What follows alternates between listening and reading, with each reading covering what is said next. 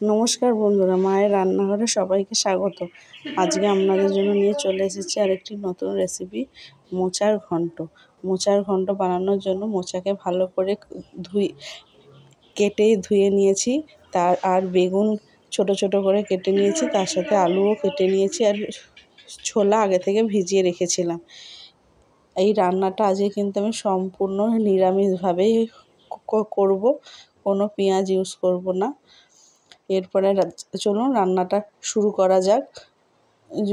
জলে গরম হলে একটু নুন হলুদ দিয়ে আমি মোচাটাকে দিয়ে দিলাম, দিয়ে একটু সেদ্ধ করে নেব। পুরো সেদ্ধ করব না, হাফটা মোচাটা যেন অর্ধেকটা সেদ্ধ হয়। তারপরে আমি দিয়ে দিলাম কড়াইতে সর্ষের তেল গরম হলে গোটা জিরে, তেজপাতা, শুকনো লঙ্কা একটু নাড়াচাড়া করে দিয়ে দিলাম কেটে রাখা আলু, ভেজানো ছোলা আর কেটে রাখা বেগুন দিয়ে ভালো করে আমি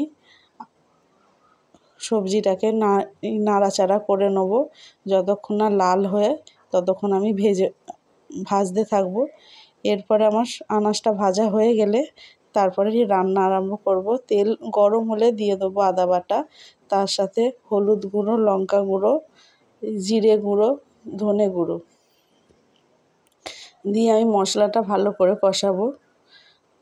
তা মশলাটা কষানো প্রায় আমার হয়ে এসছে। এরপরে দিয়ে দিলাম সেদ্ধ করে রাখা মোচাটা মশলার সাথে একটু নাড়াচাড়া করে দিয়ে দিলাম ভেজে রাখা সবজি।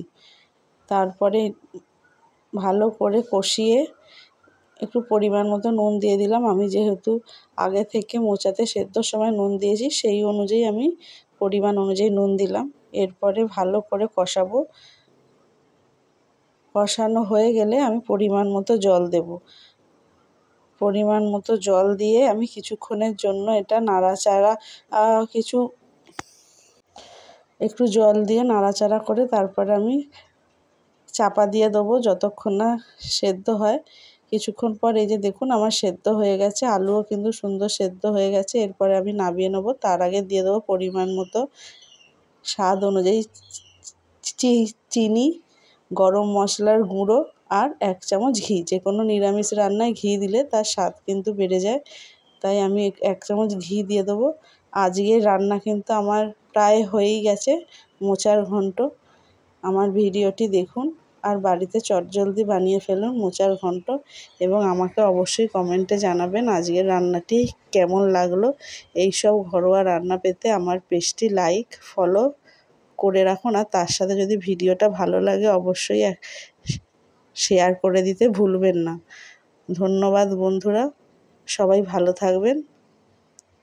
আবার আসবো কালকে আরেকটি নতুন ভিডিও নিয়ে। ততক্ষণের জন্য টাটা, বাই বাই।